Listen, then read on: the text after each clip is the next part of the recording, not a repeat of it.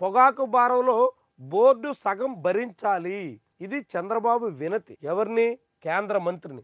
కేంద్ర మంత్రి పీయూష్ గోయల్ నిన్న ఆంధ్రప్రదేశ్లో పర్యటించారు, ముఖ్యమంత్రిని కలిశారు. ఆ సమయంలో చంద్రబాబు చేసినటువంటి వినతిని ఈనాడు హైలైట్ చేసింది.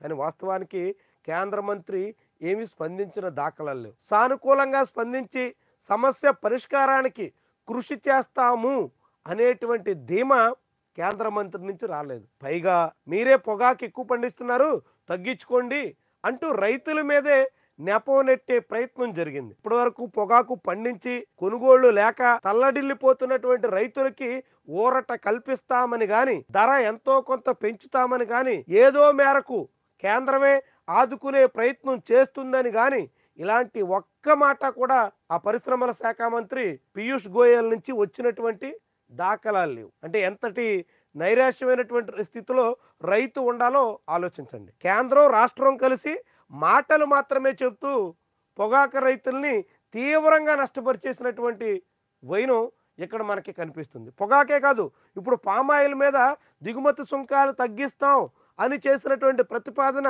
పునఃపరిశీలించండి అని నిన్న చంద్రబాబు విన్నవించారు. ఎందుకంటే పామాయిల్ మీద దిగుమతి సుంకం తగ్గితే యథేచ్ఛగా విదేశాల నుంచి, ముఖ్యంగా మలేషియా, ఇండోనేషియా లాంటి దేశాల నుంచి పామాయిల్ దిగుమతులు పెరుగుతాయి. పామాయిల్ దిగుమతులు పెరిగితే ఇక్కడ పామాయిల్ రైతులు నెత్తిన చెంగేసుకోవాల్సి వస్తుంది. ఎందుకంటే కనీసంగా 20,000 రూపాయలైనా టన్నుకు లేకపోతే పామాయిల్ గిట్టుబాటు కాదు. ఇప్పుడు 18,000 రూపాయలకి మించడం లేదు. ఒకనాడు 23,000, 22,000 పైబడి అమ్ముకున్నటువంటి రైతు ఇప్పుడు 18,000కి అమ్ముకోవాల్సి వస్తుంది. ఒకవైపు ఏమో పెట్టుబడి పెరిగింది, ఆయిల్ ధరలు పెరిగినాయి, కూలీ ధరలు పెరుగుతున్నాయి, పెట్టుబడి పెరుగుతోంది, పంట ధర మాత్రం తగ్గుతుంది. అది ఒక పామాయిలే కాదు, మిర్చి, పొగాకు, ఆక్వా, కోకో, ఏ పంట పండించినా ఆంధ్రప్రదేశ్లో ఇప్పుడు రైతు చాలా చాలా తీవ్రంగా నష్టపోవలసిన పరిస్థితి వస్తుంది. ఒకప్పుడు మీరు వరి పండించకండి, ఇతర పంటలన్నీ పండించండి, మీకు లాభాలు వస్తాయి అని ప్రోత్సహించారు. ఇప్పుడు ఆ వాణిజ్య పంటలు పండించినటువంటి వాళ్ళకే ధరలు లేక దిగాలు చెందాల్సి వస్తుంది. రైతు పండించిన పంట కొనుగోలు చేసేవాళ్ళు లేక ఏం చేయాలో పాలుపోని స్థితి వస్తుంది. ప్రభుత్వాలేమో మాటలు చెబుతూ కాలయాపన చేస్తున్నాయి. ఆక్వాకి మీరు పరిస్థితి మార్కెట్ పెంచండి అని అడుగుతున్నారు. ఎవరు? ఎక్కడ?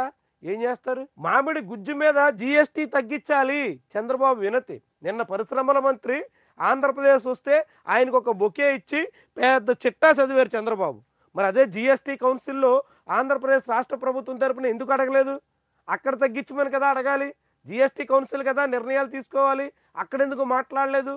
మామిడి గుజ్జు మీద జీఎస్టీ పెంచిన కారణంగా మామిడి రైతు తల్లడిల్లిపోతున్నారు, ఇప్పుడు తోతాపూరి పండించినటువంటి వాళ్ళంతా కూడా తలలు పట్టుకుంటున్నారు అని వెల్లడించాలి కదా. అక్కడ మాట్లాడకుండా మంత్రి వస్తే ఒక బొకే ఇచ్చి ఒక వినతి పత్రం ఇచ్చాం అనేటువంటి పేరుతో సమస్యలన్నీ ఒల్లిస్తే ఏం ప్రయోజనం ఉంటుంది? సమస్య పరిష్కరించాల్సిన దగ్గర కేంద్ర ప్రభుత్వంలో భాగస్వామ్యంగా ఉన్న తెలుగుదేశం పార్టీ అక్కడ మాట్లాడట్లేదు. ఇక్కడేమో మేము వినతి పత్రం ఇచ్చాం, మేము మాట్లాడాం, మేము స్పందించాం, మేము అడిగాం అని చెప్పుకుని చేతులు దులుపుకునే రీతిలో ప్రయత్నం చేస్తున్నట్టు ఇది కనిపిస్తోంది.